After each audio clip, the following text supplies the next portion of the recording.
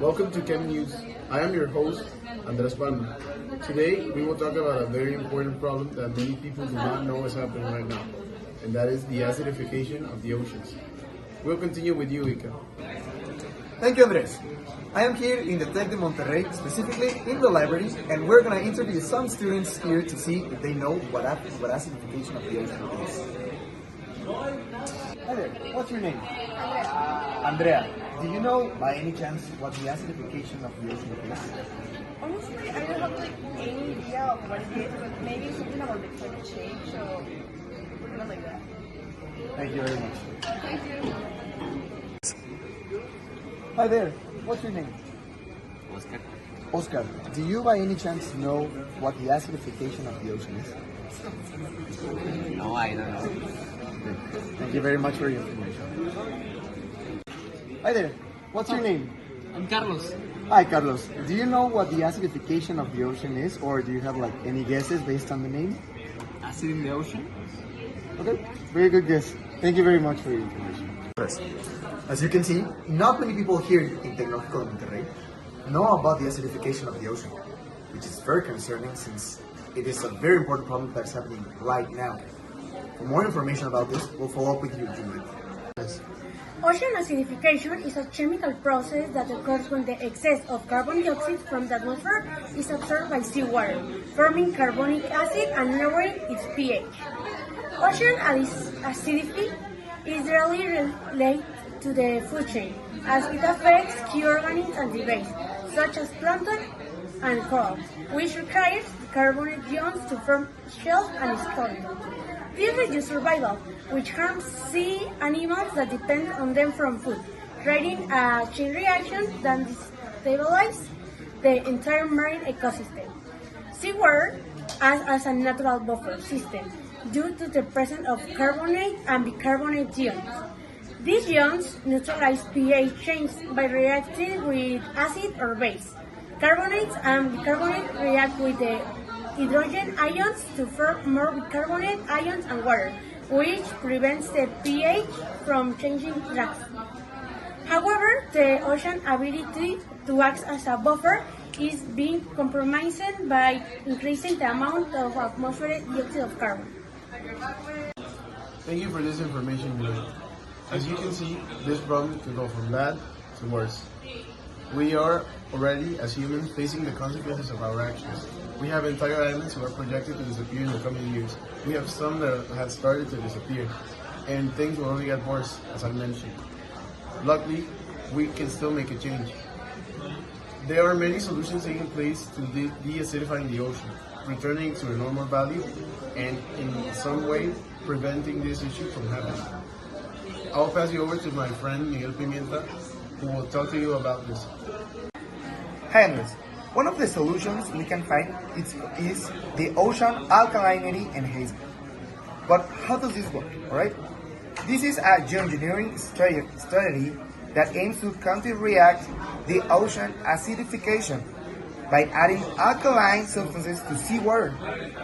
We can think of it as giving the ocean a giant antacid to neutralize the excess acidity, and this helps absorb more CO2 from the atmosphere. Okay, but exactly how does it work, alright? So the ocean has a natural buffering system that keeps the pH stable, but the amount of CO2 that we're adding is overwhelming it. This solution seeks to accelerate and strengthen this natural system. The goal is to tweak the seawater chemistry so it can safely absorb more CO2. Alright? There are two main methods to do this, alright? First is to add crushed alkaline minerals. Alright? But what do we add? Alright? We can add rocks that are rich in minerals like alkaline compounds such as limestone or olivine. These minerals are ground into a fine powder and spread on the ocean surface. As they slowly dissolve, they release ions that neutralize the acidity. This process mimics the natural weathering of rocks, but at a much faster rate. Right? The second one is adding processed alkaline substance. we add highly basic chemical compounds like sodium hydroxide, also known as caustic soda. A diluted solution of sodium hydroxide is released directly into the ocean from ships. This is a strong base. It neutralizes the acid very quickly and efficiently. Well, this is all pretty amazing, and it's frankly really doable. But is there any type of problem with this? Any downside, any other effects it could have? If you could explain for us, please. Thank you, Andres.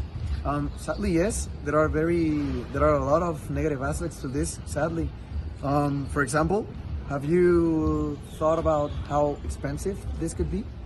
And I'm not just talking about money, but also time, energy. I mean, how are we gonna get the materials? How are we gonna pay for them? How are we gonna get them from one place to another?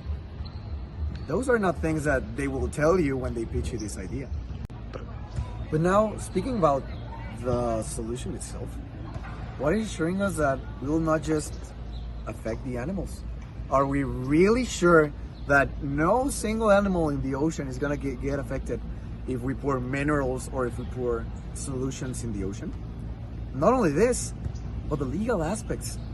What ensures us that all countries in the world will just say, yes, let's pour things that we are not 100% sure of into the ocean? Because we're not just only putting it in a pond, we're not even putting it in a lake. We're putting it into the biggest mass of water there is in our world. Fortunately, there are a lot of investigations going on to check that this is 100% safe and that it is pretty doable. But for now, let's hope that what all the investigations come to conclusion are positive things. So as we've just seen, enhanced ocean alkalinity is not a simple solution, but it's a profound dilemma.